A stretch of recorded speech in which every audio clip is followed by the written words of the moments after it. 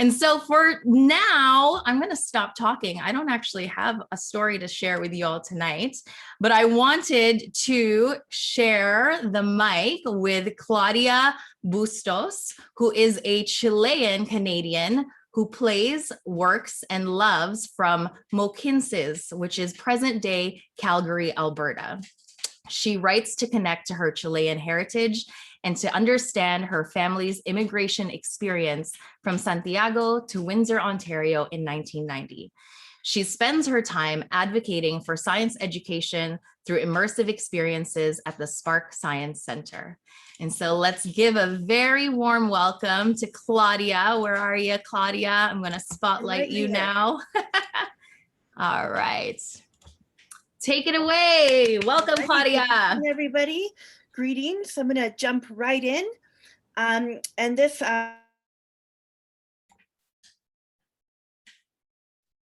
Claudia, you're muted.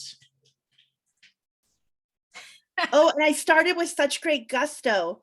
So I will start again, everyone. Hello, everyone. This piece is called Air, Mail, and Onion Skin. And I'm going to take us off. Cobuches. Cobuches, a Chilean and regional slang word for gossip.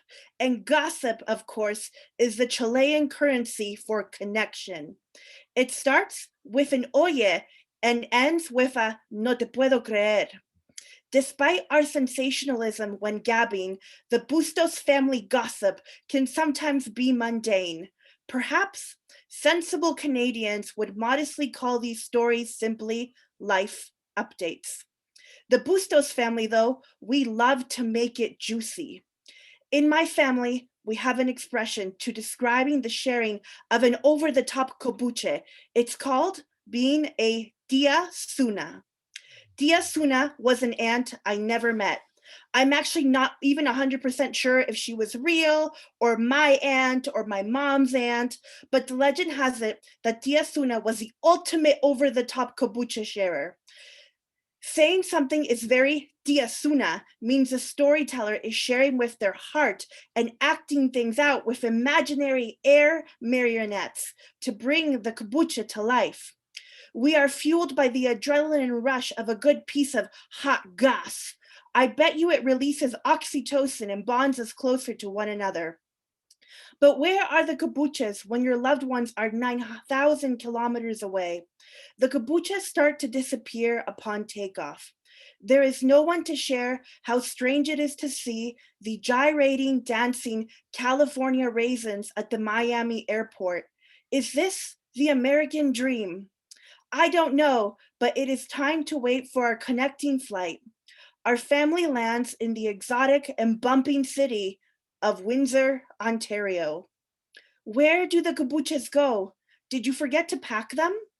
No, but for a time you carry them in your heart, the lumps in your throat and throbbing in your mind. They build over time into longing. They are unshareable in a language that isn't your own. They get caught in the stutter of trying out new words you learn to use at the deli counter. Separated from connection, the oxytocin level drops, and over time, the cortisol levels make an unwelcome appearance as you navigate this parallel reality. Cobuches then go from being shared person to person to being traded on onion skin paper and airmail envelopes. Onion paper, a cost-effective way to share some cobuches when international calls were out of the budget and 4 flights to Santiago were completely unimaginable. Months between each cobuche, stamps and envelopes, the new platform for sharing cobuches. These stamped envelopes share the cobuches back to Santiago of how time is running out for the stamps on your visa and the onion skin paper stapled inside your passport. These stamps share our new life. It is exciting, difficult, and confusing. Pizza is a flat, cheesy food you are unsure about, and a calzone is like an empanada, but with pizza in it. On onion skin paper, we shared how we miss the taste of empanadas from back home, but cutting onions to make them brought tears that were welcomed, a welcome taste of our barrio.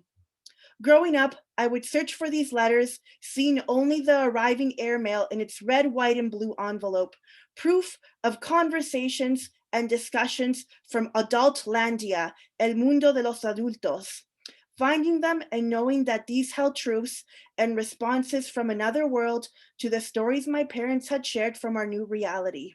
These were letters of heartache. They were letters from strangers who were genetically similar to me. My father's family in Santiago, my tia, tío, and primos who I would not meet for another 28 more years. 28 years later, I would travel back to Chile, arriving in Santiago on a giant technology goose known as an airplane. Here, I met my tío Licho for the first time since I was 4, the man behind the letters that came to our home in Windsor. Seeing tío Licho was the first time I saw another man who looked like my father. Seeing my uncle, like going to an alternate reality where my dad was smaller, more frail, and older, a man from another dimension. My tiny tío came over to me and loudly declared, "Yo quiero conocer mi sobrina." And I told him that I wanted to get to know him too. It had been 28 years. So we sat down to share some empanadas and, of course, some kombuchas. And I was ready to put on my best diasuna.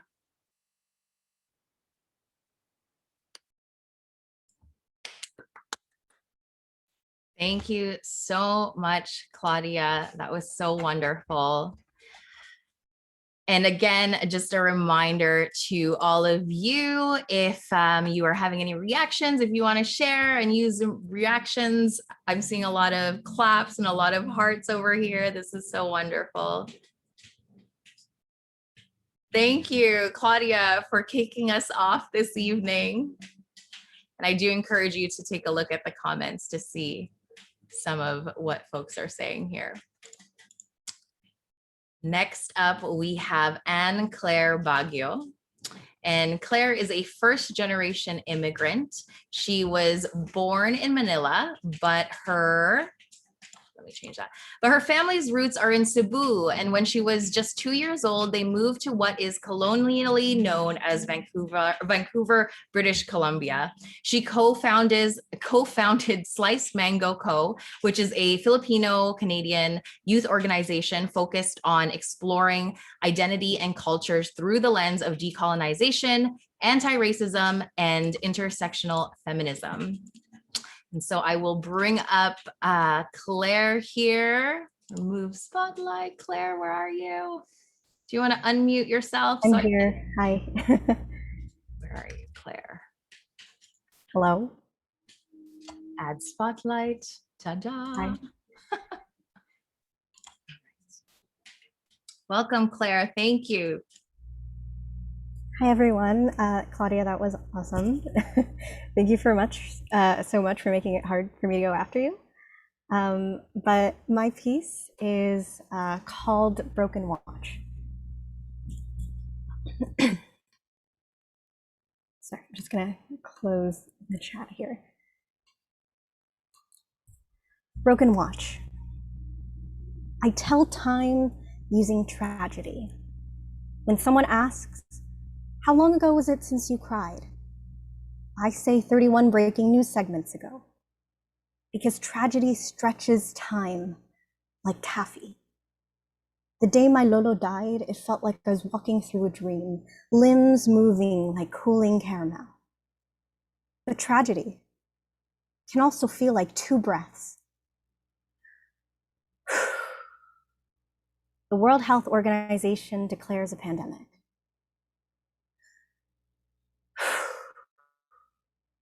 A-list celebrities film themselves singing Imagine for some reason. Tragic timing. A snowball rolling down a hill grows larger and faster, and suddenly there's another snowball in your face. It melts in its spring. How long ago has it been since you had sex? Oof. About 120 breaking news cycles ago, I think.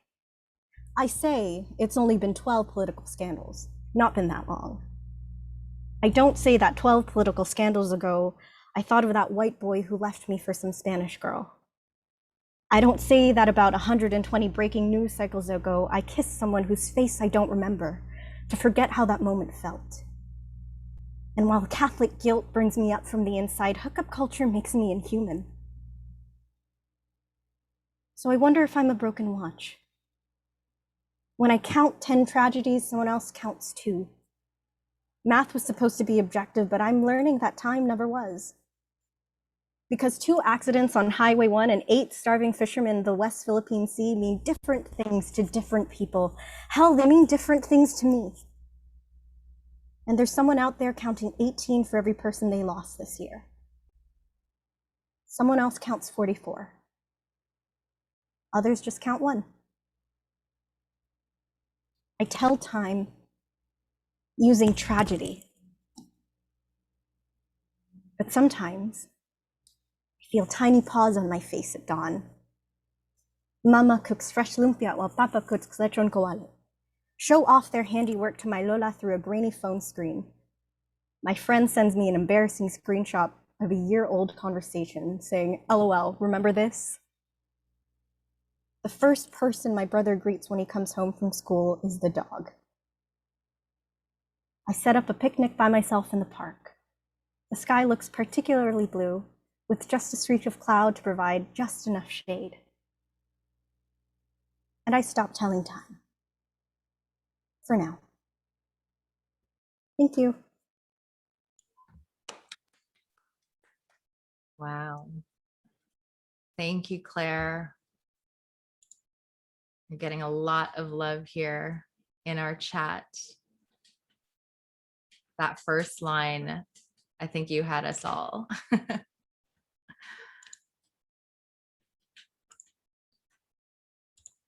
I'm just gonna pause here to take in all of these beautiful comments that you're getting. And I think I'll do that for each of our readers. Just allow us a breath, an inhale and exhale to take in all of these stories.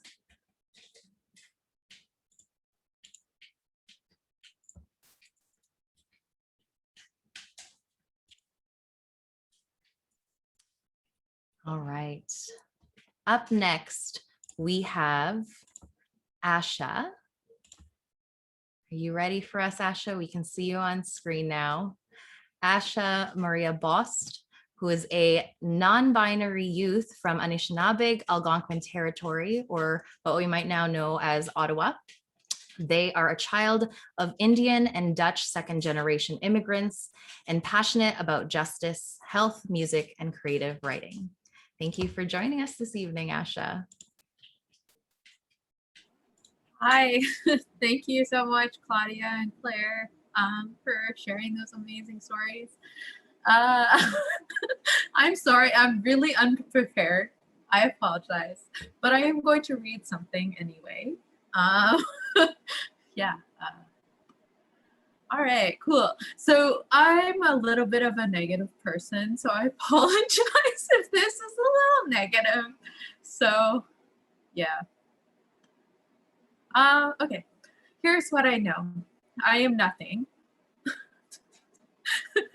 My ancestors worked against unbeatable odds to get where they are, and I can't even hand in my assignments on time. My mind is a struggle, always wondering, never deciding. I have dreams, the need to help, to give, to do, but I am too afraid to leave the comfort of my double bed and chalk sheets. I'm guilty. I can see the problems, but the solutions require effort, coordination. I'm hopeless. My name means hope. The irony pushes me down under the waves. I want to cultivate the passion inside, but where to focus? How can I contribute enough to account for all the riches I've been given as some kind of birthright? I feel like I am always taking labor, food, money, inspiration, but what do I give? I don't know. I just feel awkward, most of the time. I guess not now because I don't go outside, but the awkwardness has always been there, like a too tight blanket that will wrap around me to try and fall asleep. But I never do because it just feels too tight. I've been talking to someone on Facebook. She says she feels awkward doing a video chat with new people, but I'm too afraid to go outside. So I guess that's not going anywhere. It's very hot, and you know, the virus. Can't be sure who does and does not have it. That's not the person I normally am. Normally want to meet everyone, learn from everyone, feel alive, you know, but like with the obligatory hand sanitizing that I used to do, but like do more often now. I just have this sinking feeling that if I get it, I will die. I don't know. I can't hold my breath as long as my sister when we try to swim, and I'm a big person who doesn't exercise. It feels weird moving my body. I'm still not accustomed to it and all the changes and what it looks like, how it feels, and the thought of going back out there, it's scary. And yeah, it's just that embarrassment when the chair is too small at the movie theater and when I can't fit between the bus aisles without turning, and nobody ever wants to sit next to me. It's hard not to take it personally, but yeah. I feel like everyone's staring. They don't know me, so maybe they don't know I'm a human being with feelings. You know, at this point, my therapist would probably say I'm rambling and just sharing my feelings, which is what I do all the time to everyone. Well, maybe not everyone. Which is, it's true. I'm rambling. I don't really know when to stop, and everything I write or say really is a ramble. Unless I obsess over every word and every letter to try and make it just right. And it never is quite right. I don't know if I have more time, but I have one more thing. So this one talks a little bit about self-harm. So if that's something that's gonna, I don't want to, so if that's something that you don't want to listen to, please feel free to mute me. Anyway, so sorry. As I said, I'm very awkward. Okay. I am broken, like a tie choking on an Adam's apple, too tight for breathing. I need to flip the fabric back so that it flaps, drooping, only to be pulled again by worry. My bones creak like home during the storm, snapping like the stalk of the prom flower that I kept for years on my dresser. I bang my knuckles on pine, blood cracking through dry skin, the sound running through my ears like the phalanges in my fingers, scrunching inwards like a caterpillar, and extending on exhale to type these words. Phalanges, pheasants, pharaohs. Sounds like I got phlegm stuck in my throat and I'm trying to hurl it out while delivering a presentation to 100 people. I feel pregnant, bones, organs growing inside, humans breaking out from the tailed fish that marks the beginning embryo, tiny eyes first, then webs of skin that develop into slender fingers. Red, pink, blue, maybe a desert hue, merging mirage of the Sistine Chapel to outline Jesus Christ and his disciples. Iconic images become distorted inside the anxious mind. I deepen the cuts on my arm, fissures of lines breaking, first layers saying, hacking methodically, 1 slice, 2 slice, 4. Skin is raw, but the blood is not enough to make it real. It isn't real, is it? The lines look like scratches from a bored tabby clawing in annoyance to catch your attention. Blood builds up in my head, my cheeks, my words tripping between sobs, my thoughts garbling like a printer misaligned and out of ink. Nothing is ever good enough, not the knife lines on skin, nor the grades written on red ink, nor the 10 hours per test studying, or I said I studied, nor the haze after 6 beers, nor the lyrics of this poem, nor the words of comfort I give to my friend when the unfinished essay is due. Anxiolytic, anxious, angst, These words churn up my anxiety, shaking, thrashing, quaking in my head like beads spewing onto the floor. When I put my head on the pillow, I see today's test, the questions and my wrong answers, and every mistake that I've ever made. So that's enough. Thank you.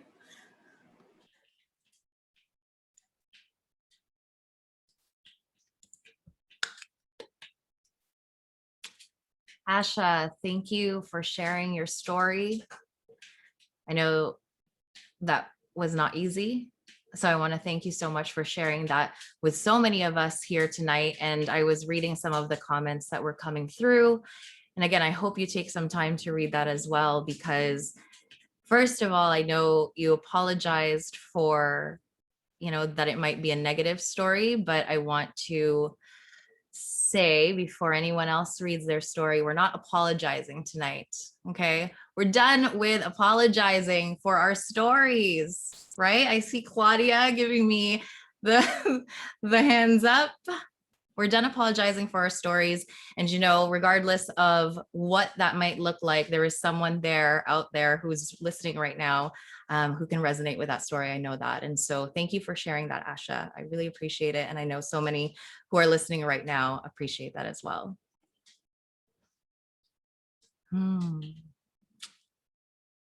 And take a look at the comments if you haven't already.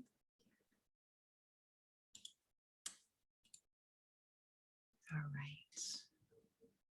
And I know that when I also wanted to thank you for the content warning and want to remind everyone who is in the audience that if, our storytellers tonight will give you content warnings. And if you at any point need to step away, we are all our own caretakers. So feel free to just mute or, step away from your computer here and take the time that you need for yourself. Okay. All right. Next up, we have Narne.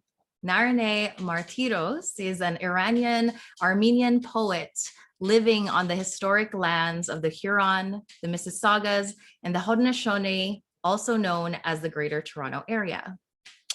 The piece that she'll be reading for us tonight comes with a content warning for references to genocide, as well as the death of young children. And so again, if you do need to take a step away for this one, please do, and come and join us in about 5 or so minutes. And for now, I will take myself out here and pass the mic to you, Narne. Thank you so much, Justine. Thank you for everyone who has joined us here tonight. And above all, thank you to all of my fellow storytellers. This piece is entitled, "And as our memories crumbled, time watched and crumbled too."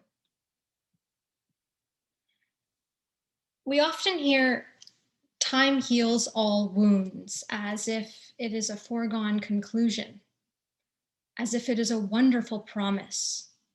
Time heals all wounds. But what about bruises in the shape of continents? Mottled purple and green and gold, all up and down the backs of those who have tilled their own vertebrae and sewn stories into their spines because their only other choice was to lay down and die. What about the scars of speculative borders carved jagged into ancestral rock?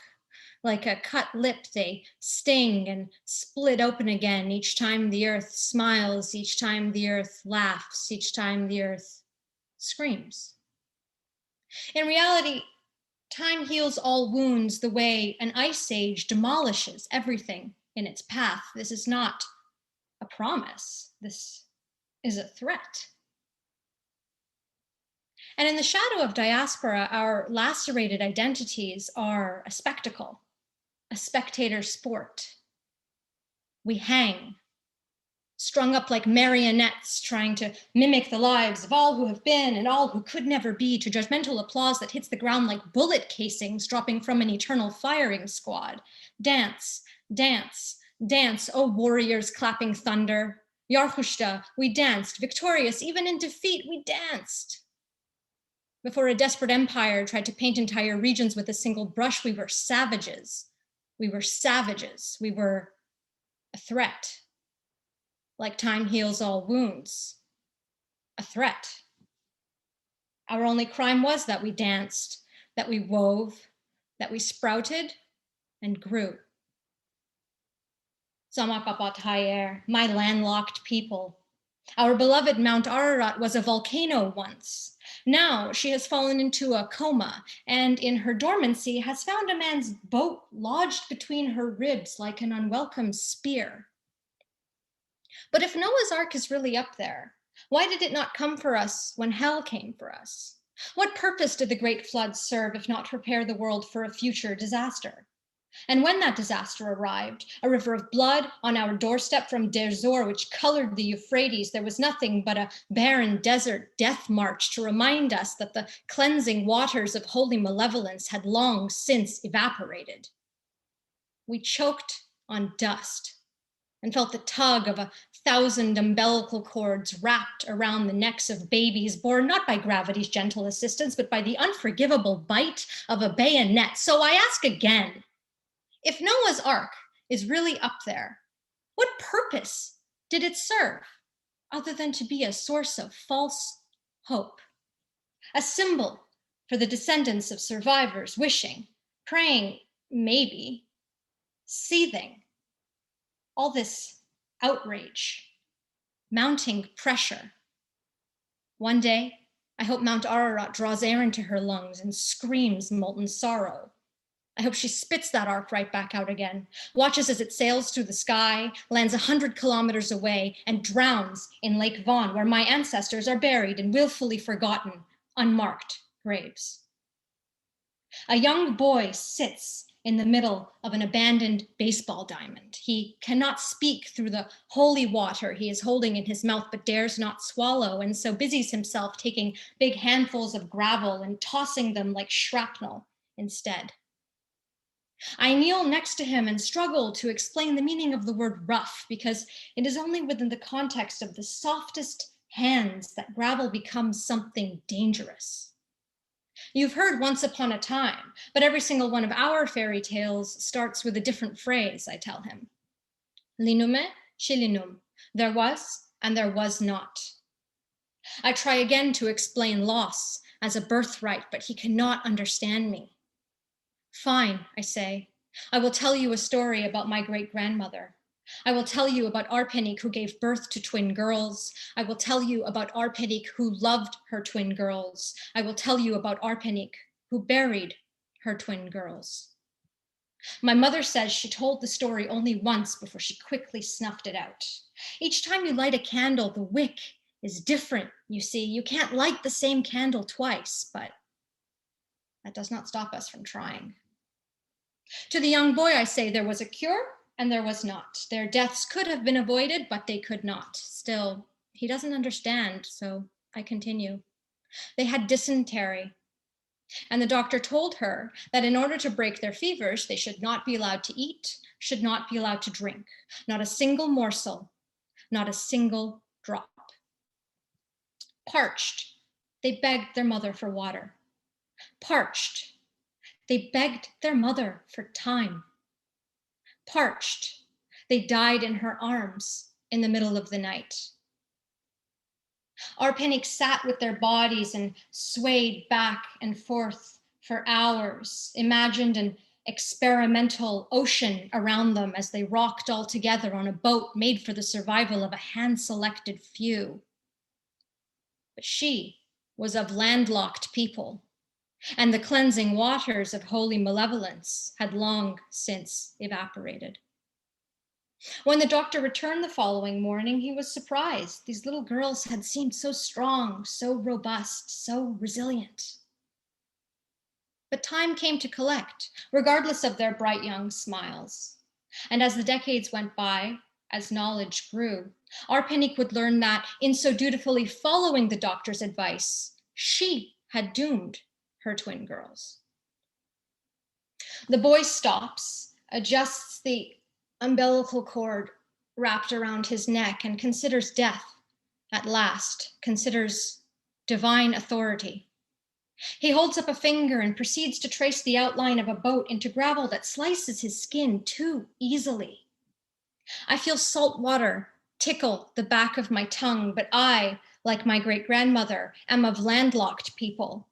And so a certain god's experimental ocean means nothing to me, while the volcano he sterilized for no reason other than to have someplace sacred to store an old shipwreck means everything. The boy sits back and admires his drawing.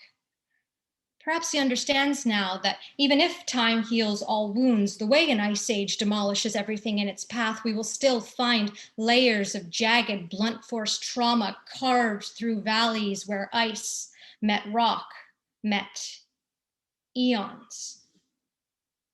Now, Arpenik didn't live long enough for me to hear her tell that story firsthand, and so I hold its borrowed memory up to my ears like the echo of the sea in a conch shell, but I'm singularly reminded that we landlocked people, we landlocked people, we landlocked people have nothing but our land, mottled purple and green and gold, like those bruises on our backs in the shape of continents.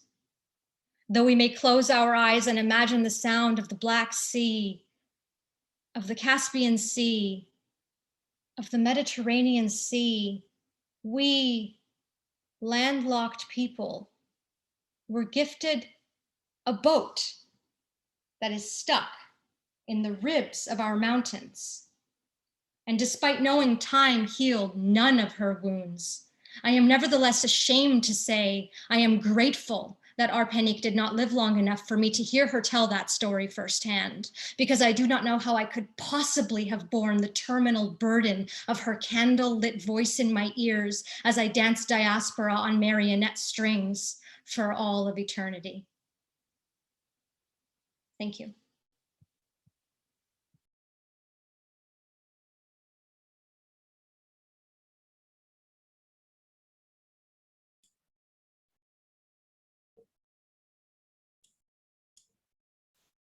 Narn, thank you. I wish we could all unmute and clap for each other. Thank you so much for sharing that. Again, looking at the chat here, that line about dancing diaspora, what phrasing. Thank you so much. Whew. Tonight. Again, I'll just pause here. Let any feelings come up, bubble up here.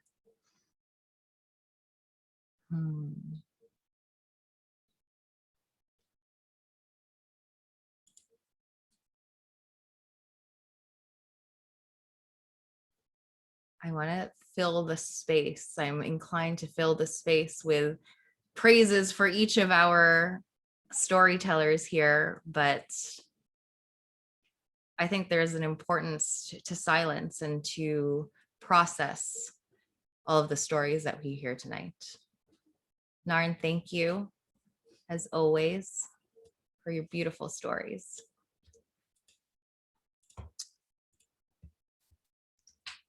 Up next, I'm going to ask or to call on Christine.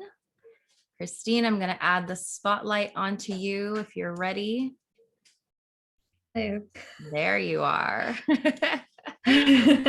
Christine Wu is a Hong Kong Cantonese diaspora filmmaker and cultural worker living on the territory of the Williams Treaties First Nations. She creates from a place of self-compassion, reflecting an ongoing process of self-education and systemic injustice and healing. Christine, thank you so much for joining us tonight. I'll pass it on to you.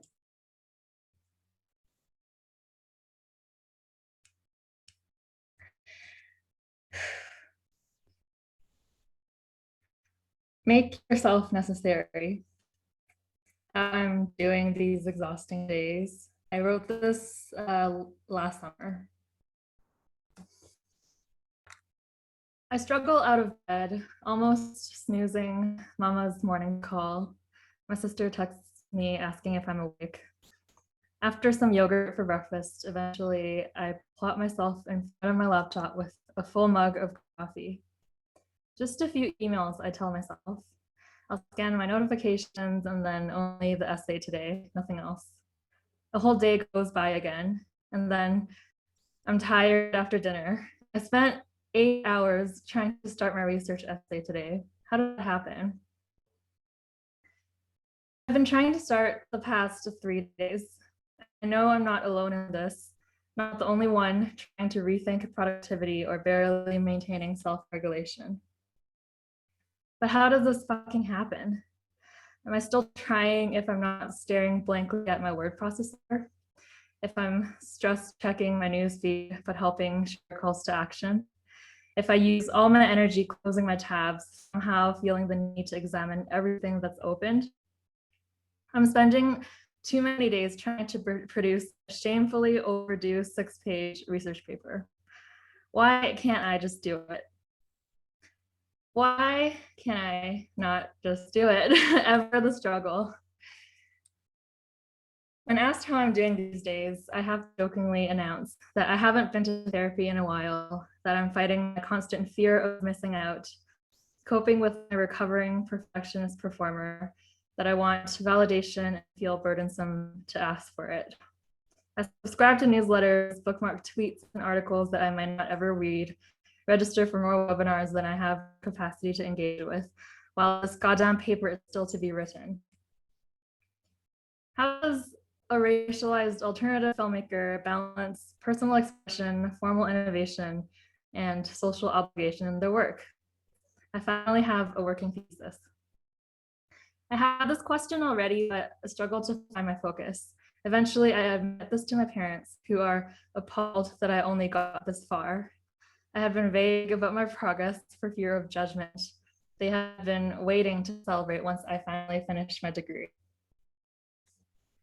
I wanted to write about recently discovering my grandpa's motto: make yourself necessary, the key to success. Baba has referred to it a lot lately when discussing our inconsiderate family friend overstaying their welcome, or my sister navigating unhealthy power dynamics at work. I know I don't have to be on the front lines to be useful. I also don't have to be necessary, especially if I don't have the capacity. I'm not God.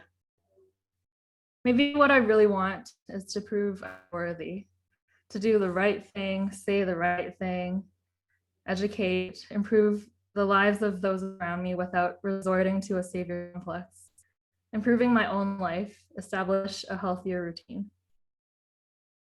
Maybe I'm stuck because I feel pressured to have my own position figured out, to have the world figured out.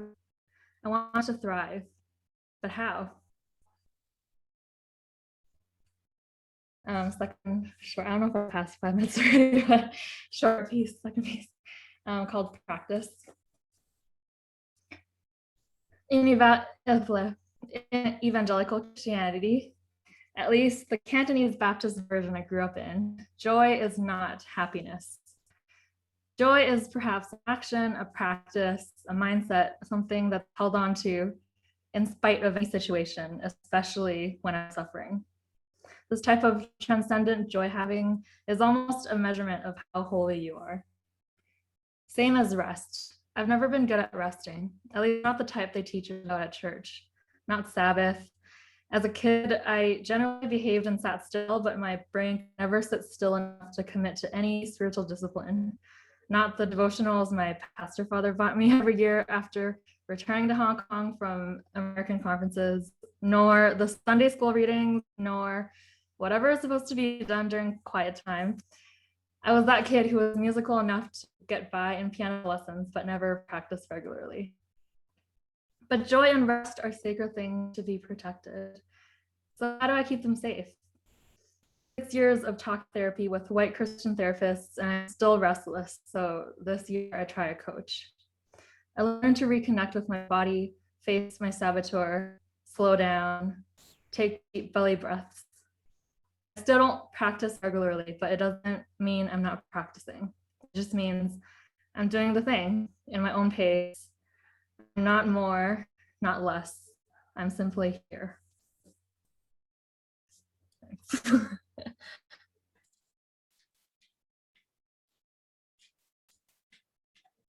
Christine, thank you.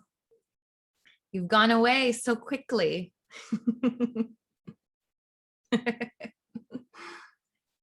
Thank you for sharing that. Your piece is resonating with a lot of people here. Again, drawing your attention to chat. And I just wanted to say, every time I listen to these writers that you are listening to for the first time, maybe some of you for the first time tonight, I am always just so amazed by, one, of course, how talented they are, but also just how varied all of our experiences are, how varied, our interpretations of something like time. And it's always like this in so many of the workshops that I've hosted. There's just such a variety in our stories. And I wanted to just acknowledge that. And I wanted to share also that, as I'm listening to these storytellers, I want you to follow them. I want you to continue to see their work progress. And so I will share an email after this with all of you who are in attendance tonight, sharing any links to our to the storytellers that you're hearing tonight, just so that you can connect further, you can watch them grow, you can, find more of their writing somewhere online. So I'm going to do that after this, just so you know. Christine, thank you. Next up, we have Patricia, who I actually see on my screen here, and I'll add a spotlight on you. Welcome, Patricia. Straight from the womb, Patricia has always been a lifelong learner. After 5 seconds of talking to her, you'll learn that hip hop is more than just a genre in her life. Patricia is always up for conversation, but if she doesn't respond, it's because her AirPods have become one with the flesh of her ears. And so tonight, I'm glad that we've got you. Sans AirPods, maybe they are still in there. All right, take us away. All right. Hey, everybody. A little nervous. This is my first time reading anything with such a big audience, but my story tonight is called The Smell of Something Nostalgic. She rolled down the window and breathed in the air around her. It smells nostalgic. Jackie's expression came from a confusion between her memories that collected dust and those that remained at the forefront of her mind. That's the smell of sewage, her mom chuckled. Jackie shook her head, displeased by the tang of rotten eggs that displaced the car's fresh scent of black ice. Shit, she thought. The rancid smell was now bounded to the looms of her new baton sweater. Jackie and her family have been stuck in the same lane of a grimy Toronto neighborhood for the last 10 minutes. Yet shockingly, no one had bothered to honk their horn, as these days, the disruption of linear time no longer mattered to anyone. The world was in a pandemic and have slowly learned to deal with circumstances that were out of their control. Around the block of the neighborhood were piles of old clothes. There were a few outdated appliances that loitered sidewalk bends and likely homed mice, toaster strudel crumbs, or remnants of microwavable mac and cheese. The people that lingered this neighborhood were millennial hipsters, exhausted scholars, and the odd few cosmopolites running in their workout gear, and of course, folks who were obvious members of the homeless community, a constant reminder of the large gap between choice and circumstance that resided in the city. She closed her eyes and took another whiff of the sewage and pollution that filled the Toronto air, hoping that the unnamed nostalgia would finally reveal itself. It was Manila. Jackie's memories experienced a sense of adrenaline and scanned through the myriad images that had been tucked away in the back of her mind for so long. Subheading, Ugong, Manila, 2008. Jackie walked down the unfinished street. It was typhoon season, so the air was extra sticky. Although the humidity in the air was enough to quench the entire city, it only fed the mouths of tropical plants such as flor de lunas or the sky-scraping coconut and banana trees that shaded Manila from the beaming sunlight. The concrete was hot, hot enough to cook an egg. The sun was out for about 13 hours of the day, 11 if you're lucky. It was hard to think in the heat. So it was only natural to believe that the country homed a population of people whose minds were able to withstand fire. At a far distance, a few meters away from the neighborhood, street food cart was Tasho, 75, with the largest smile. He sat in front of his makeshift home, a rectangular box made from sheets of rusted tin. His feng shui consisted of a banig, a mat, a plastic water bottle, and a calendar with a large picture of Santo Niño at the top of the page. Tasha was sitting, staring straight into the neighborhood that he had lived in his entire life. Alone or not, Ugong was his home. His feet were bare on the hot concrete, blisters were open, but his smile never dwindled in size. If he was in pain, you'd never know. With sympathy, 12-year-old Jackie opened her new Coach side bag that her mom had gifted her for her 12th birthday last week. She scavenged its pockets for something more than 5 pesos and crumpled white rabbit candy wrappers.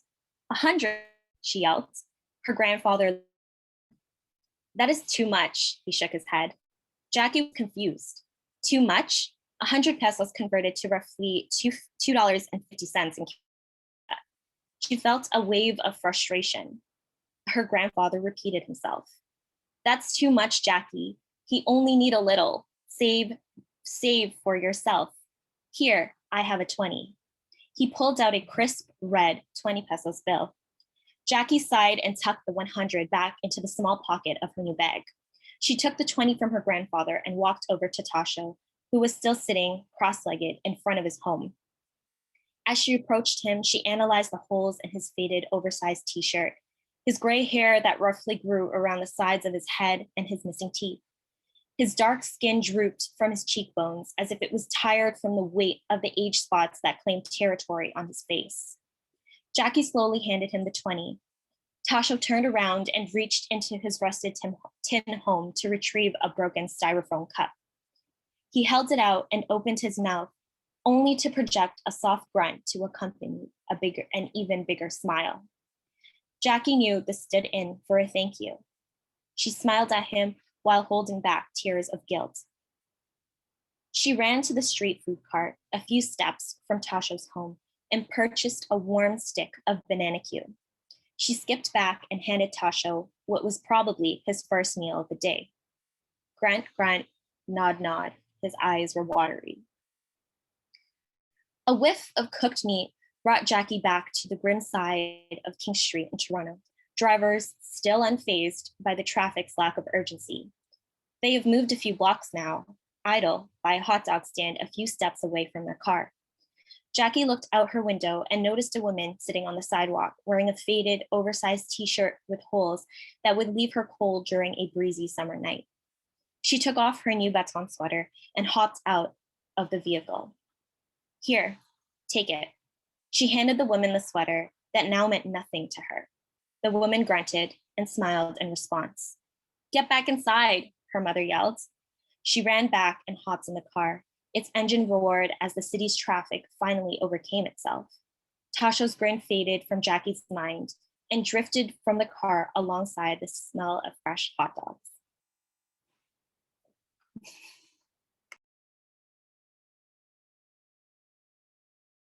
Thank you. Yes, thank you, Patricia. Thank you so much. I'm so glad to hear that this was your first time reading to a bigger crowd and it was with our community. I'm so grateful. Thank you. All right, I'm gonna call up Vale here. Vale at Spotlight. Oh, you're running away. Sorry, everyone's.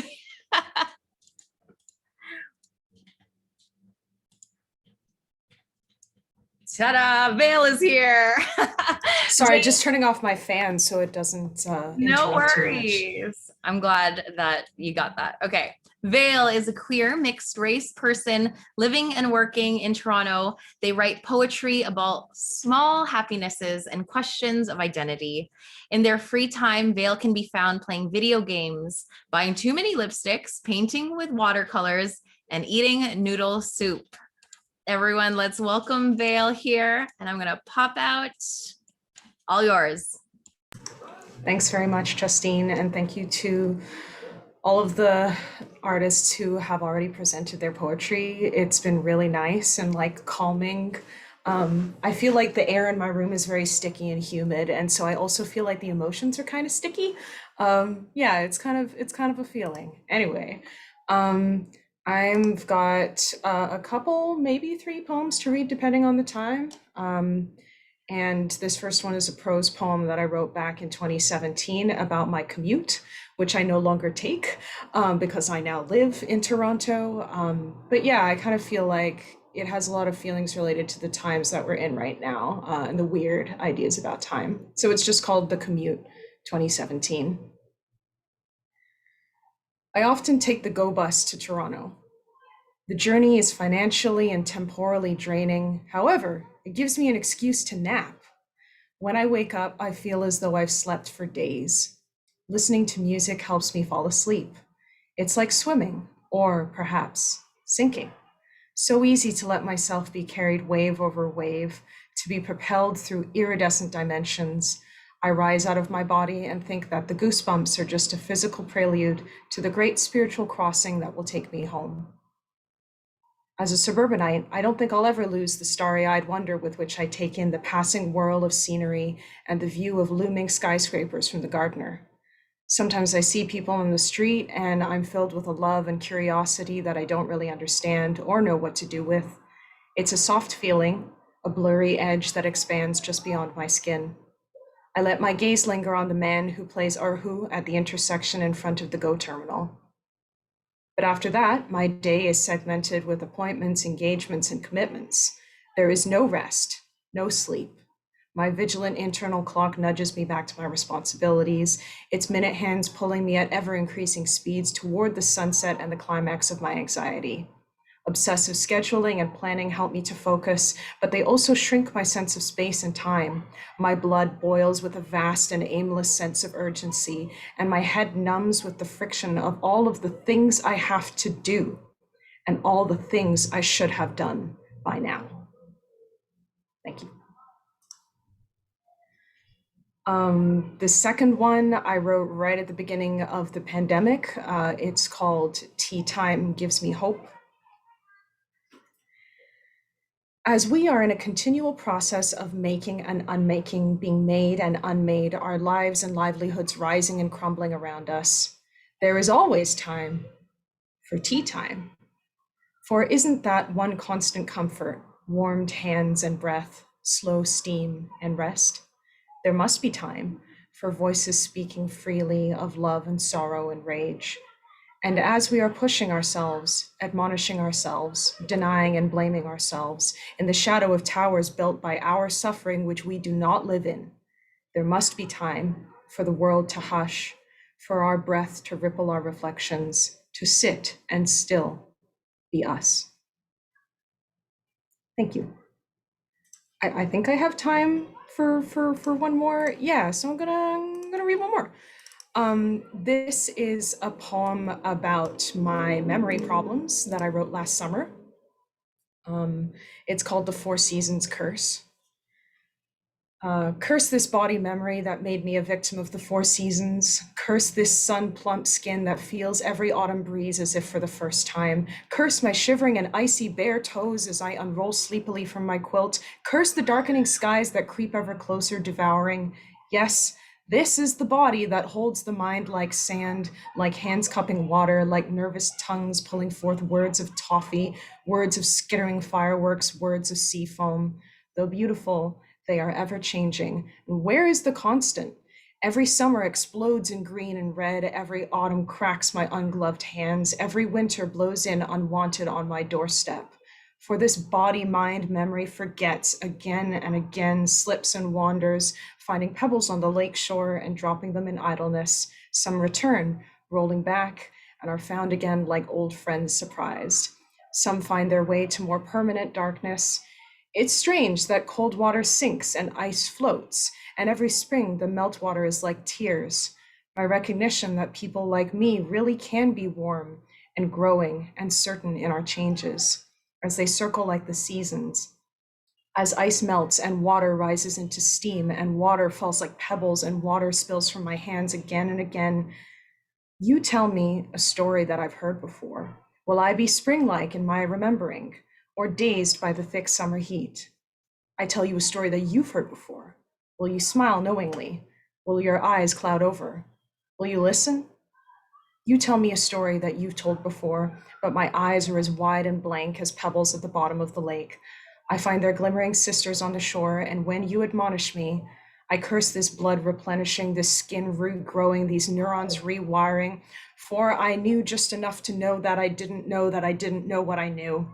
And my body, at the change of seasons, has already forgotten. Thanks.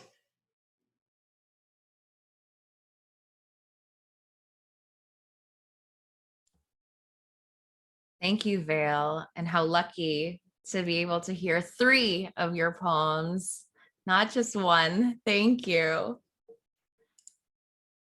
All right. And again, loving all of the comments here in our chat.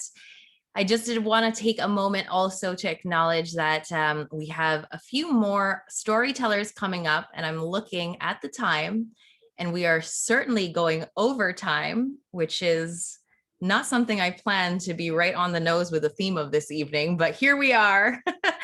And we will be going over time, but I hope that you all continue to stay after, I know that in the event, I believe it said 9:30, but we're going to go past that and we're going to share all of these amazing, amazing stories.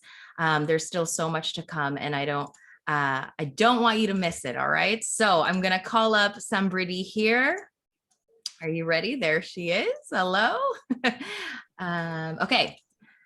Sambriti Nepal is a writer and fundraiser born in Nepal and living in Vancouver on unceded Coast Salish territories. She writes about the particular pains and the unique joys of being an immigrant and parent. Most importantly, she writes to make her kids proud. Sambriti, thank you for joining us. Thanks, Justine. My piece is called What to Do When You Miss a Smell. 1. Identify the smell. She turns slowly towards him, reaching out with something in her hands, and I can tell they're both asking themselves how this is going to work.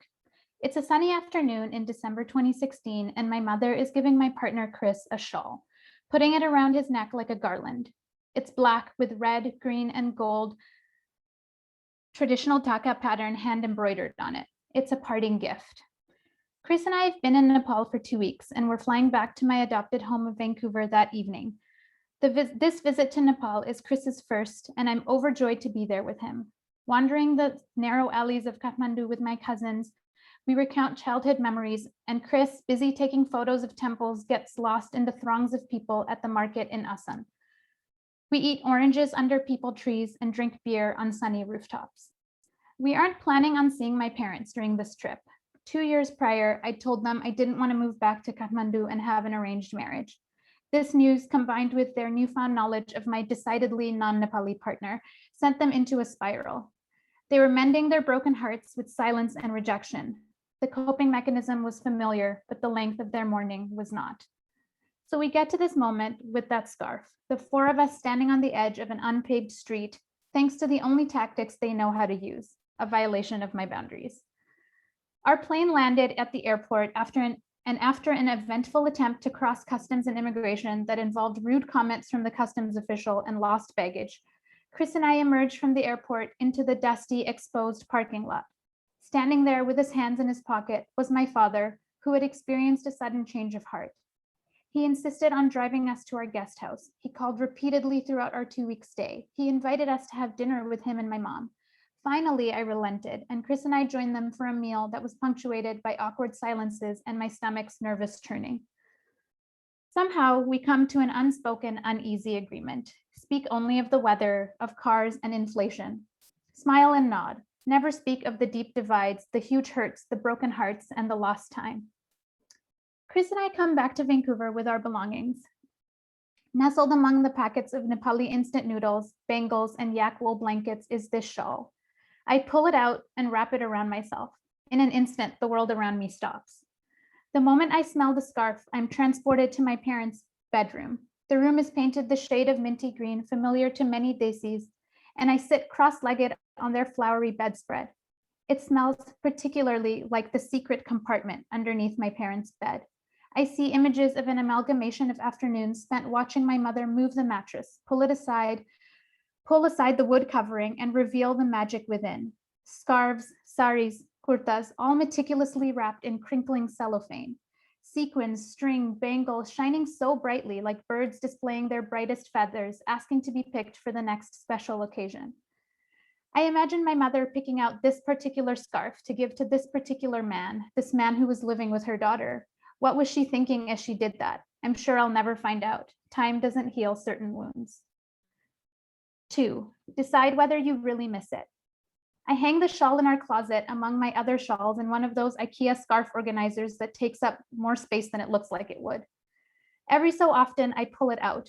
After a few tries, I find the perfect outfit to wear it with. A black turtleneck sweater dress, a little silver necklace with a prayer wheel on it, red lipstick, brown boots. If people ask me where my scarf is from, I say Nepal, skipping over the more painful origin story. But after a few wears, I realize I can't comfortably wrap it around myself anymore. It's that smell. I'm worried it's fading away, along with my memories of sitting on that bed, my vision of what I would be as a grown-up Nepali woman. 3, once you know, take an unreasonable action that a friend, if they knew, would gently talk you out of. I moved the scarf from the IKEA hanger that didn't do it justice. Ignoring my partner's wondering about why he, the recipient of this gift, can't ever wear it, I fold it carefully and set it in my closet, high up on a shelf. Every so often, I stand in the closet, talking myself out of it. Then I do it. Take the scarf down, bring it to my nose, inhale, close my eyes, and there I am, back in that house, back in that room. Getting a knot in my stomach or a tear in my eye, I put the scarf away. Every so often, I wonder if I should put it in a plastic bag, or a vacuum bag, or an airtight container. What kind of bag will preserve a smell? I talk myself out of Googling it and leave the scarf up there. 4, rather than processing your feelings in any kind of healthy way, feel resentment. The tense agreement between my parents and I continues on. A year after our last visit, my parents and I still only speak of the weather, of the food I was cooking, and I occasionally ask my mom for her recipes, jotting them down on yellow legal pads. But we never go any deeper, and I begin to resent them and our relationship. Where is this going? What do I feel about them? I don't have either answers, and neither does anyone I talk to, so I avoid talking about it. Step 5, experience a major life change that adds to the panic. On a Saturday morning in March 2018, I take a pregnancy test in the bathroom a few feet away from the closet where my portal to Nepal is resting. The test is positive. My excitement is almost immediately followed by the dread of having to tell my parents about this. My partner and I live together, but we aren't married. They'll have things to say about this for sure. I hold off for as long as I can and tell them when I'm 4 months pregnant. They're back in their spiral. Their mourning is back. Their rejection is back. I sit on our sofa looking out our window at the lush green trees on our street, thinking about how in 5 months' time, my baby would be here with me.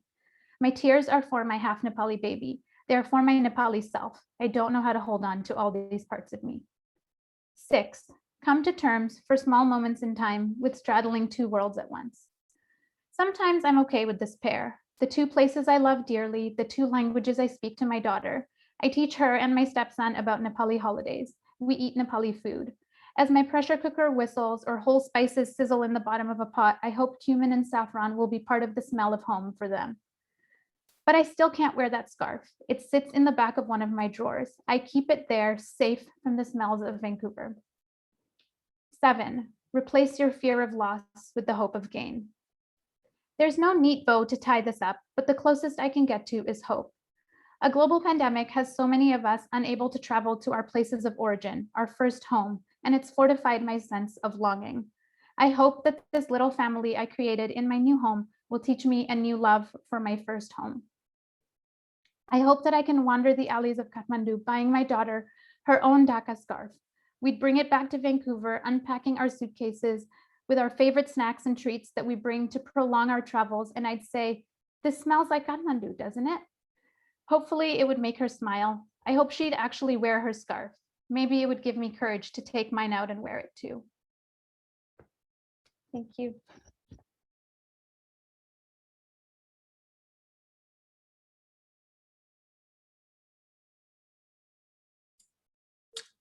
Thank you, Samriti. So lovely. I love the style of that, how you formatted that story. I know a lot of people really resonated with your line about boundaries at the beginning of that. Thank you so much for sharing. I also wanted to mention, for those of you who are in the audience, if you are loving these stories, which I know you are, because how could you not? Please, we have so many different ways we're amplifying these writers and these artists from all across Canada. So do check us out at livinghyphen.ca. We just recently came out with a podcast, which you can find across all streaming platforms. It features some of our writers from the writing workshop, some that have been published in our first issue, some that will be published in the second issue. And so it's just another way for us to continue sharing these stories with each other. Samriti, again, thank you for that. And I'm going to now bring up Elena and add spotlight. There you are. Okay, Elena Izinga is a Bahamian Canadian writer whose work explores spirituality, travel, technology, sexuality, politics, and identity. She is currently working on a surrealist sci-fi fantasy novel called Electric Hippie Flower Child, which is about a young Black woman traveling through space and losing touch with reality in an increasingly dystopian world. And this following piece is about the experience of time under isolation and how COVID-19 forced her to reevaluate her nomadic lifestyle and definition of home. All right, take it away. So this is called The Year We All Thought the World Would End and It Didn't. I used to feel like an active agent in my life. The tumultuous hurricane of my childhood straddling two countries gifted me the appreciation of the now in a way I rarely see in my peers who grew up in stable households. The lazy procrastination of putting off the next concert or next trip for next year, half-assed goodbyes and unsaid I love yous. I, on the other hand, would take my time and stack it like Jenga blocks, an agenda book filled to the brim.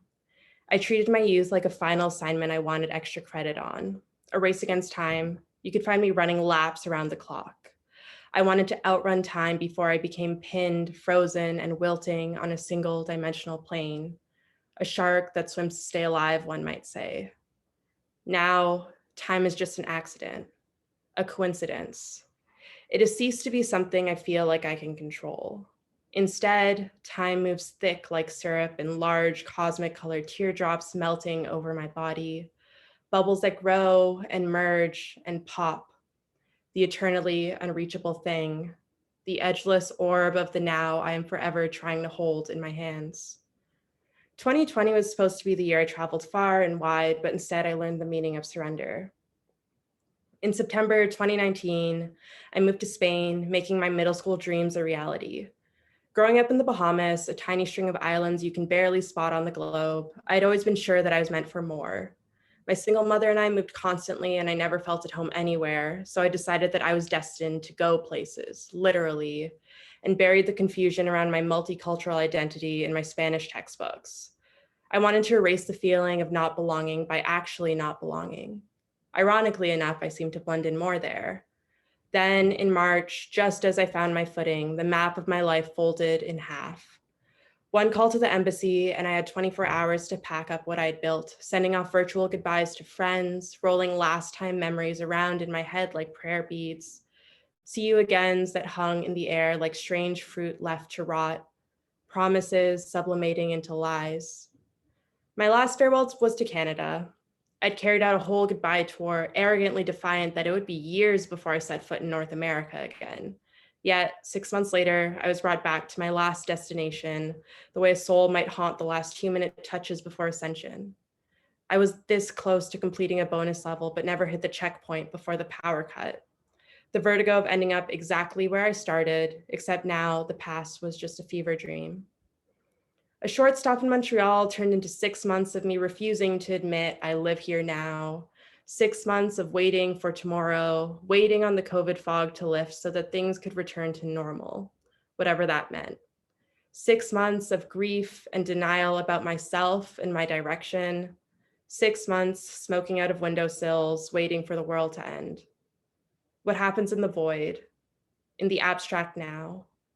Empty time spent alone, ruminating on the past and projecting into the future. Space becomes solid. These are your walls. Your world is a cubbyhole shaped like a studio apartment. Consciousness becomes shrouded in a dreamy haze of nothingness, the living, breathing warmth of your body, a simple afterthought. Bodies mark time in a way space cannot.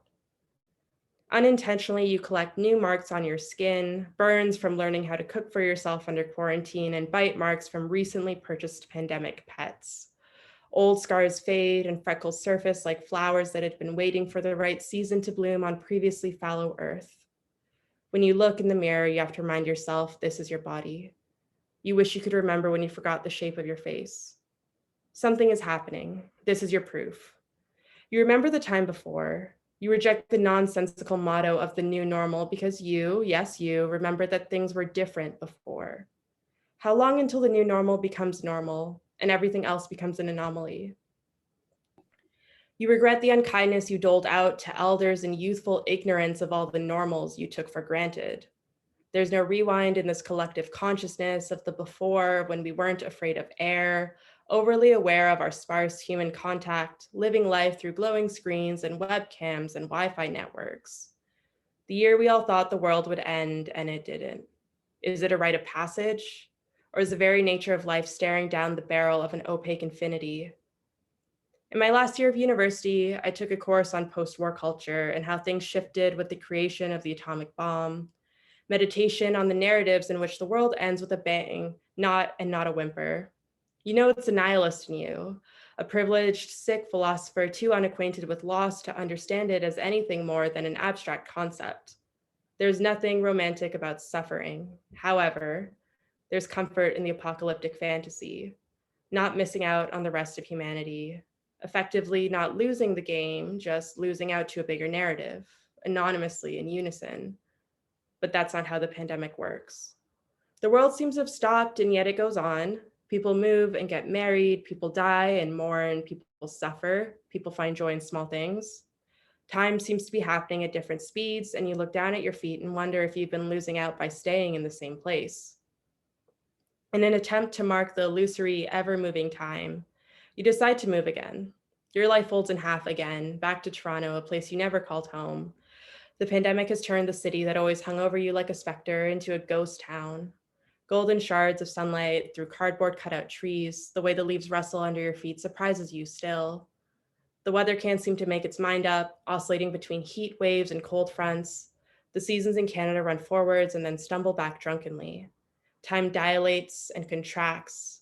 Your laptop switches themes between sunrise and sunset to mock you, emphasizing the arbitrary nature of these boundary markers of time. A 1-month Airbnb turns into a 2-month sublet and then a 3-month sublet, and suddenly 6 months isn't so scary anymore. As if the world slowly battling its uneven death rattle has backed you into a corner where stability may be on the horizon, like a train being moved from track to track to track to track. Timelines shuffled like tarot cards, coming face to face with life in tableau. Your life isn't shoving quarters into a payphone or putting tokens in the slots of an arcade game as it flashes at you. Would you like to keep playing? You always prided yourself on your adaptability, but never thought about which sacrifices you placed at the altar in its name.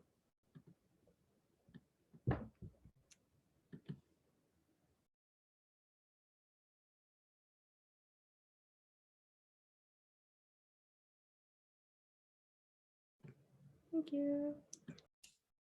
Thank you, Elena. That was amazing. And wow, we need to listen to that again. Somebody said it was a summary of the pandemic. Yes, if there was a theme poem, theme story, wow, that would be it. Thank you.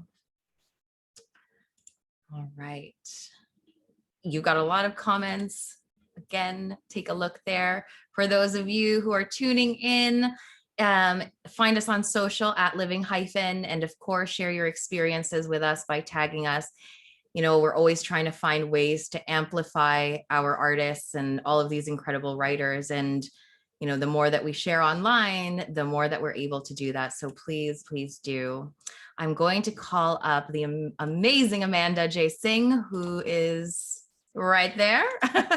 Amanda is originally from Malaysia, and she is a storyteller and freelance writer now based in Ottawa, who uses her passions for food, writing, and dance to share her contributions to amplifying decolonial narratives of freedom. Amanda, thank you for joining us, and I will go away. Thank you so much, Justine, and thank you to everyone for being here. I appreciate your energy. So I'll just get right into it. For a Malaysian, time is money and food is time. As dawn breaks, a fresh batch of bak kut teh is made at the same time. Mornings are easier with rice in mind. We live through the stories on our plates, carried by our fingers into our mouths, each meal inviting a different story to tell. As uniquely complicated as the bodies against bodies that climaxed and birthed our rich culinary heritage. Breakfast time. My Amachi rises from bed to find her grandchildren sharing mattresses, floors, and mats. Her wrinkled knuckles gently knock on the door, waking us out of slumber and into sweet delight. I sluggishly roll out of bed, following my nostrils, enticed by the scent of fermented rice flour and coconut chutney. Amachi doesn't forget the butter and sugar. Amachi doesn't forget the chilies burn my third generation tongue. My grandmother is more concerned with preserving my tongue than what seemingly rolls off it with ease, not my mother tongue. My father rarely speaks, but his mouth spills an unspoken language of love when you say, "Come go for Indian breakfast." We silently eat the palapam between us. The only exchange we have is the gentle sounds of exhalations as our lips meet the pleasure of the spongy coconut milk center. Lunchtime. I'm standing in a hawker stall. I order my meal in a variety of tongues, intertwined, mashed up rhythms of hybrid cultures reverberating. "Abang, dua roti canai mau tapau, please," tells the hawker that I'm to be trusted. Our equivalent, if you will, to the password to enter a party, where our tongues recognize the tongues carried in one mouth, holding onto our manglish like water expanding our cheeks, trying not to swallow or choke on beat. Sunday afternoons run like clockwork. Church parking lot to our favorite banana leaf rice. The server asks, "How much rice?" We say, "More." Our stomachs a second heart, filling us up with each loving bite. Sunday afternoons run like clockwork. The car rolls into the driveway, and as if prompted, we all simultaneously find a place to rest our heads. Because even when we don't, our bodies keep score. Our bodies crave the comfort of a Sunday afternoon nap with a full stomach. Tea time, a crucial part of the day, as necessary as drinking water. My mother takes her cup of without sugar. My father expects someone, anyone else, to make his cup. It's almost as if the tea makes itself, biscuits dipped by 5 o'clock. I purposely forget the sugar in his so that he stops asking me. All the while, the tannin leaves beg the question, are we British Indian or Indian British? The days are bleeding into each other, only marked by our hunger. Sharing food is the only time we allow ourselves to be. Like bare feet play on grass in my daydreams, living hinged between worlds, words, homes. This time-space reality allows me to embrace fluidity. What is linear time if not colonization preserving? So I say, fuck it. Why not choose your own adventure?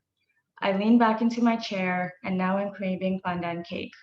Maybe I'll stop by my local Filipino shop. They'll know what time it is.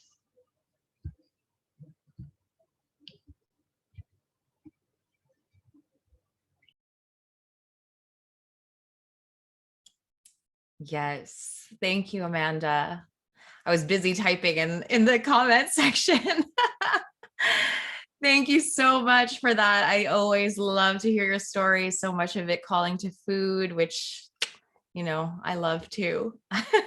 Thank you, Amanda. All right. I'm going to add the spotlight now to Danielle. There you are. Danielle Douay is a writer and editor originally from Washington, D.C.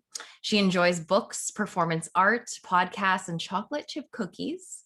When she has saved up enough pennies, she uses them for the two things she loves most in the world, traveling and horseback riding. Danielle, we can't wait to hear your story. Thank you for being here tonight. Thank you so much for having me. So I'm going to be reading an excerpt from a short story that's based on my experiences during the pandemic of meeting different real and imagined versions of myself across time and space. So here we go. Once upon a time, not very long ago, in a city that was once known as the city that never sleeps, there was a knock at the door of number 421. It was a shy but persistent knock. The anxious young woman who lived there fought with all she had for more time. She needed more time to sleep.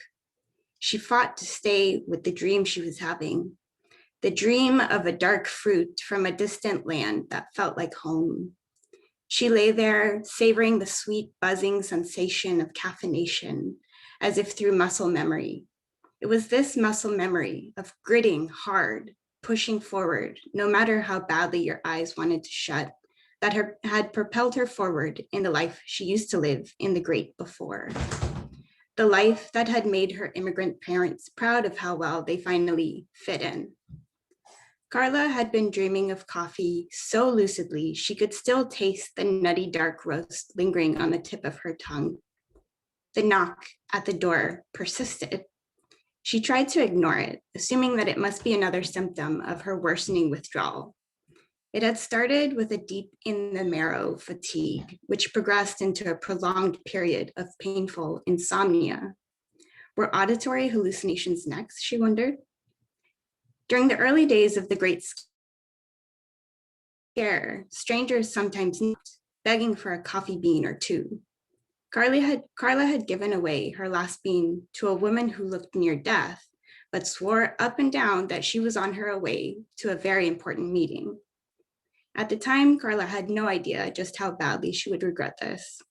Soon after, she could barely work up enough energy to make it to work on most days. Things went bad quickly. By that time, most people had left town in search of something stimulating enough to replace the pain of withdrawal. She hadn't seen another person in months. Who the hell was at the door? She cracked one eye open just enough to see the clock. 4:21 a.m. She groaned. The knocking robbed her of the 9 minutes she had until the alarm went off. She would need to get up for her daily preparation for the possibility that the Great Scare would end. A month ago, on the brink of losing all hope, she decided she would spend her time preparing for the great after. Sticking to the routine she had in the great before would help her transition, she thought. It was coming any day now, she kept telling herself.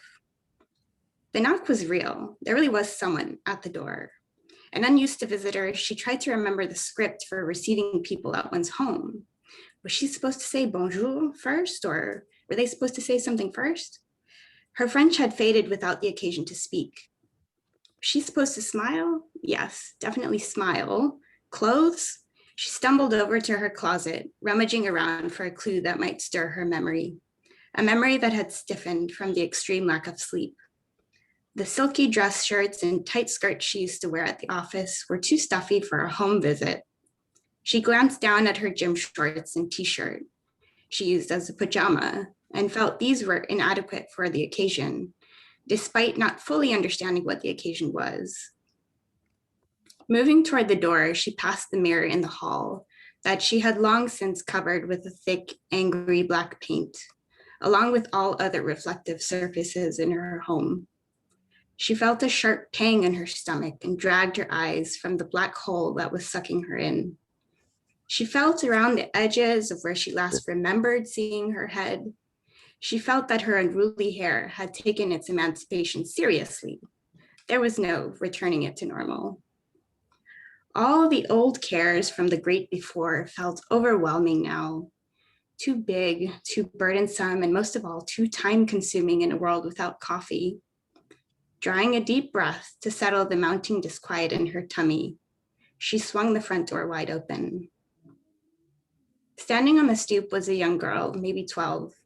She looked familiar, and while Carla couldn't place her, she had a flash of the girl's face being framed by a mirror. "Hello," the girl said without much expression. "I'm looking for the church. Can you tell me where it is?" Carla responded with a haughty laugh. "There's no church in this town anymore, kid, sorry." She began to close the door, but noticed the girl was beginning to cry. "What's going on?" "I have nowhere to go, the girl sniffled. Carla looked around the barren street, which these days looked more like a hiking trail, as the flora and fauna that once surrounded the city had begun to swallow it up. Something moved in the bushes a few paces away. It's not safe out here. I really don't have much time, but why don't you at least come in for breakfast?" And at the word breakfast, the gnawing in her stomach that still craved coffee was awakened and began carving its way through her insides. She took another deep breath. "But I swear to God, I don't have any coffee beans for you to steal, so if that's what you're after." The girl was nodding vigorously with wide, trusting eyes. Snot was running down her face. The girl tugged at something in her pocket and produced a drawstring bag made of cloth that fit in her palm. Carla snapped to attention. Her jaw dropped. The girl extended the bag to the woman, who dropped to her knees. She did not need to open the bag to understand that what her nose was telling her, the bag was full of the fruit of her dreams, a little bag of home. Thank you.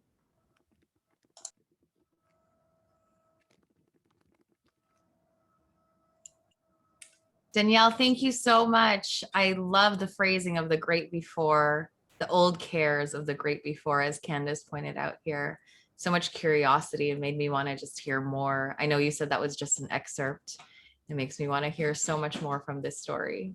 Thank you. All right, we have two more readers here. No. Oh, I'm just going to mute everyone here. We have two more readers here, and I'm very excited to bring in Olvi. Are you there? There you are. Olvi. Hi. Olvi Lee was born in Takar. Am I? Okay. I thought I was muted. Olvi Lee was born in Takaranto on Turtle Island and raised with pineapple buns and dim sum by Hong Kong migrants. She now lives on the West Coast on Lekwungen territories, or Victoria, BC, and cares for community members as a nurse and freshly trained birth doula. Her story tonight is about returning to her birth story and her mother's womb. Thank you, Olvi. Thank you so much. So this is a story that I wrote for this event, and I didn't tell Justine, but I'm going to read it in both Cantonese, which is my mother tongue, and English. And I have a tiny little audience here. Oh my gosh. And it's a children's story, so I wrote it for them. One of them had to go to bed, so I just have two left. But so you guys have to stay really quiet, okay, as I read the story. I'll read it in Cantonese, and then I'll also translate into English. So here it goes.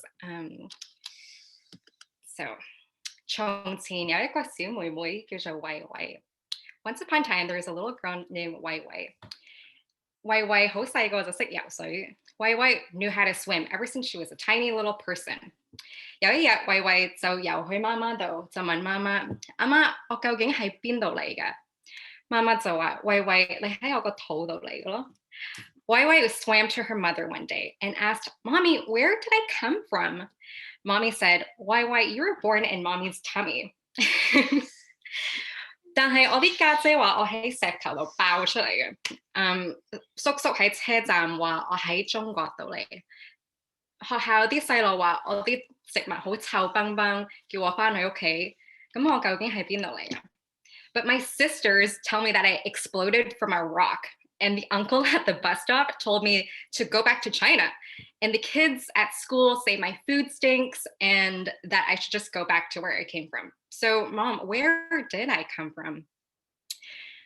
媽媽就同佢唱首歌，佢話點蟲蟲蟲蟲飛，飛去邊？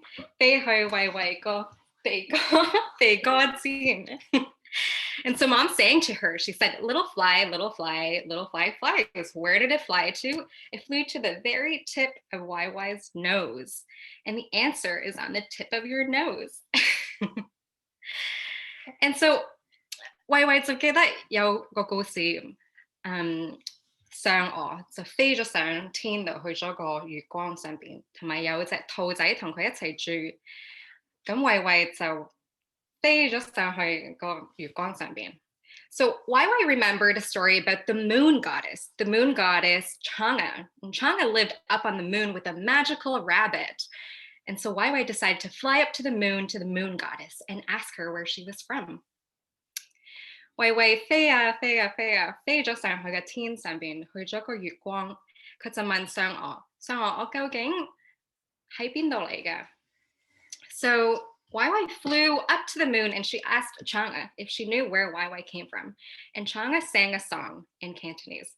She said, 有隻雀仔跌落水，跌落水，跌落水。有隻雀仔跌落水，被水沖去. Which is basically in the tune of London Bridge is Falling Down, but it really means that there was a birdie that once fell into the water and the water flushed the little birdie away.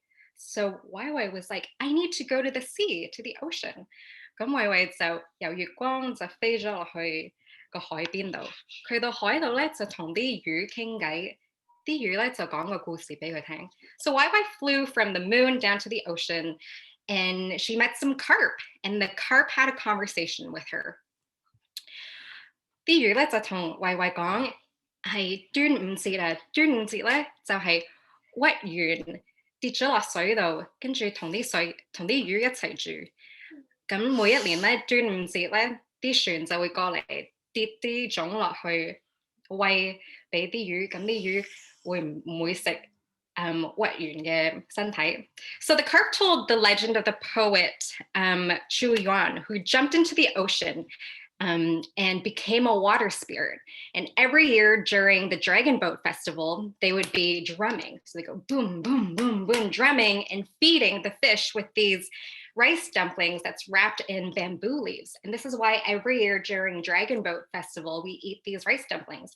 And the rice dumplings actually protect the poet from getting eaten because it feeds all the fish so that the fish don't eat his body. And so YY was wondering, is this where I'm from? And she asked all the carp and all the fish, is this where I'm from?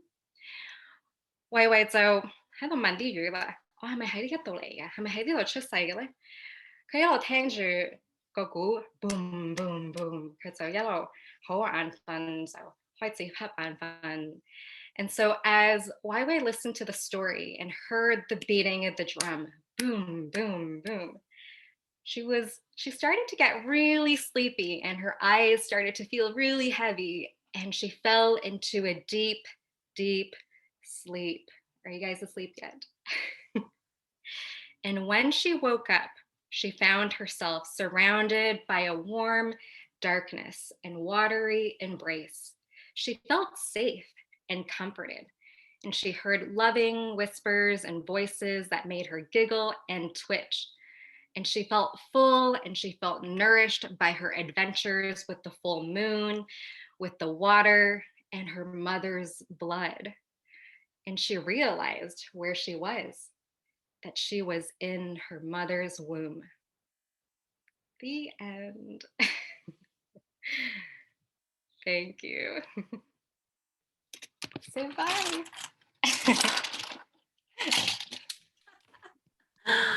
Olvi, thank you so much. Wow, what a surprise. I had no idea. Oh my gosh, my heart is so happy. Thank you. I just love all of you.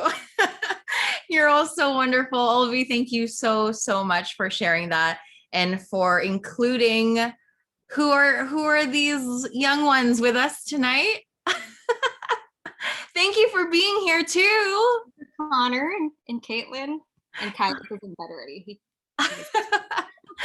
Thank you for being here. Oh my goodness. Family party. Okay, go to sleep, everyone. Thank you, Olvi. That was so wonderful. What a treat tonight. And we have just one more reader. Last but absolutely not the least, I'm bringing up Candace here. Add spotlight. There you are. And I wanted to say before I introduce Candace, that Candace is actually the inspiration behind hosting our very first storytelling night. I don't know if she knows this, but in one of our writing workshops and in the writers group that we have together on Facebook, you know, I don't know if you coined this. In my world, you coined this term of potluck poetry. You know, she wanted to host a potluck poetry night, and I just absolutely love the phrasing of that and the idea of that. And that's why we're here tonight. So we can all thank Candace here. And so let me introduce Candace Joy Oliva. Goes by she, her, sha, is reclaiming joy in the multitude truths of her poetry practice. A Filipina or Filipinx settler in Amis. Can you pronounce it for me so I do it right, Candace? Amiscasi, Wisconsin. On Treaty 6 territory, which is Edmonton. Candace Joy writes to rewrite her narrative, reinforce unlearnings and learnings, and release herself into affirming abundance, diving deeper into decolonization and cradling community care. Candace, thank you for sharing your story and for making tonight happen too, in a way. Thank you. I feel so honored for such high praise, and like to be closing out after all these wonderful writers and storytellers. It's such an honor. I am sharing a poem that I wrote, I think last month, and it's about spring and sort of how I've been feeling disconnected to the land and water and seasons, because I do come from the Philippines and there's only rainy and summer season. So here it is.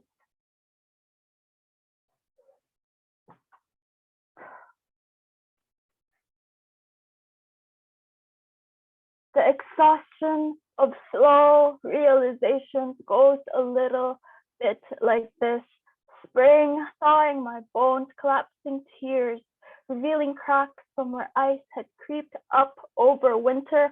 Watch how that water now trickles down my skin. Haven't you ever felt permafrost melt under the dermis, evaporating exhales, long buried petrichor? Sumisingaw mula sa ugat, mula sa bigat ng aking mga balikat. This is now my 8th year here.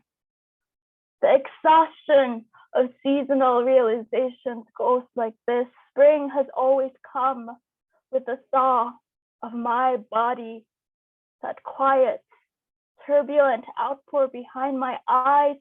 Haven't you ever heard glaciers fall in the deepest recesses of my mind, flooding the river valley, flooding all my liminal spaces? I have made houses out of ceramic rituals and routines, but even my teeth crumble in dreams, my mouth dry with the dust of what once was, while the rest of me swept swift into the undertow of April showers.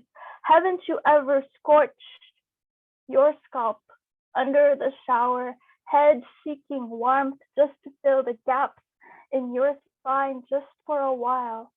Watch how I wash out down the drain.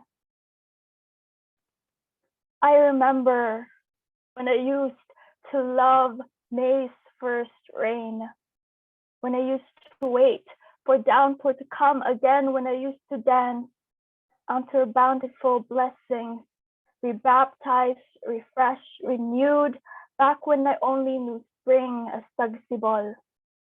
Spring has always come to me. Me viene como agua de mayo, but May's first rain burns here. May's first rain bites here. Haven't you ever seen wild red rashes bloom where the wildflowers would? Haven't you ever scratched skin, restless to know what remains after rain? I am afraid of what will be left of me after the thaw. What have I left to look forward to when this is all over? What have I left to look forward to? And so I crumple into the emptiness of my chrysalis. The exhaustion of seasonal realizations goes like this. Spring has always come just to weather our bodies, but I have to believe in possibilities wanting to sprout from the soil of my soul. This is now my 8th cycle of spring, living on the cheek of the northern tropic. Let me make peace with this recurrence. Let me sit where I haven't on the ravine, draw infinities to the bend of creeks.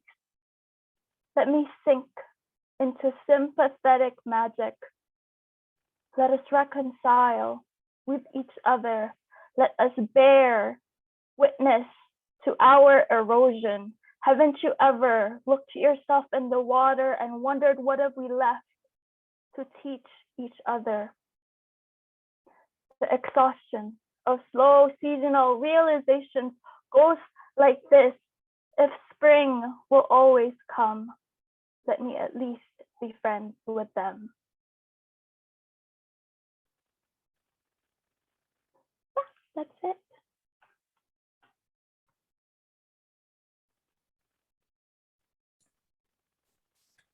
Candace, thank you so much for closing us off with such a beautiful piece, such a grounding piece, you know, a piece that, yeah, grounds us into the land, which is something that over the course of this last year, I feel that I have only now begun to connect to, you know, and so I so greatly appreciate ending on this note and having you here. Thank you, thank you, thank you. Thank you. Yes, definitely. I've just been inside my room like all this pandemic, and it's only now that I'm like taking the time, go outside, sit on the grass, and just think. Exactly. All of the walks I've taken this year. All right. Thank you, Candace. Thank you to each and every single one of our storytellers tonight. That concludes this evening. But before I let you all go, I just want to say thank you. So many of you stuck around until the very end. And that to me is just a testament to the incredible storytellers that we have this evening, and also the incredible community that we have all built here together as part of Living Hyphen. The fact that over 50, at one point, 80 people joined us here on a Friday summer night, right before or right during the long weekend. I am so thrilled. I'm so humbled. I'm so honored. Thank you everyone for being here. Again, I will share these social handles, websites of all of the storytellers from this evening, so you can continue to follow their work and learn more about their work, read more of their writing. And if you are interested in staying connected with Living Hyphen, please do check out our website at living-hyphen.ca. You can follow us across all socials at Living Hyphen. We are constantly trying to find new ways to continue telling these stories, whether it's through storytelling nights, through writing workshops, through our new podcast. You know, we have our magazine you can purchase. There are still a few copies of our inaugural issue and issue 2 under the theme of Across Generations. generations is coming up, and Olvi, seeing those kids being a part of this storytelling night makes me feel so inspired and excited for issue 2 as well. And so to all of you who joined us this evening, again, just thank you so much. Let's stay connected. I always love to get to know many more of you, and seeing all of your comments on chat this evening was so, so wonderful. For the story, you can all go, but for the storytellers, I know it's late, but if you do want to stick around just to say goodbyes, I would love that. I will play some outro music here.